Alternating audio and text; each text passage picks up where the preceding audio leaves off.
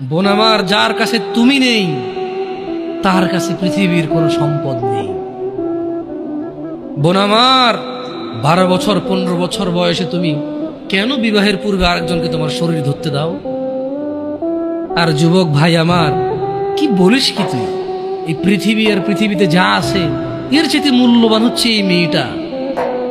তো এরকম মূল্যবান একটা জিনিস ওর ধরে ছুঁয়ে তুই ওকে ওর মূল্য কমিয়ে দিবি? এত বড় জুলুম ওর প্রতি তোর! তুই আল্লাহকে ভয় করিস না তাই বলে এতটা এতটা কি বলিস তুই? তুই কি কারো গাড়ির গ্লাস ভাঙছিস জীবনে? না। কেন? ওর লস হবে। তুই কি কোনোদিন কোনো মানুষকে ঘুষি দিছিস? না। কারণ তাহলে ও বেচারা কষ্ট পাবে। তুই কি জীবনে কারো পেটে ছুরি ঢুকাই দিছিস? না। ও মরে যাবে, তাহলে ওর ফ্যামিলি ক্ষতিগ্রস্ত, লসে পড়ে যাবে। তুই কি কারো টাকা মারছিস কোনোদিন? না। তাহলে ওর ফ্যামিলি টাকার কারণে কষ্ট পাবে। তাহলে তুই এত ছোট ছোট বিষয়গুলো খেয়াল রাখিস যে আরেকজনের লস হবে? তাহলে তুই এই মেয়েটার জীবনটাকে তুই কি করলি?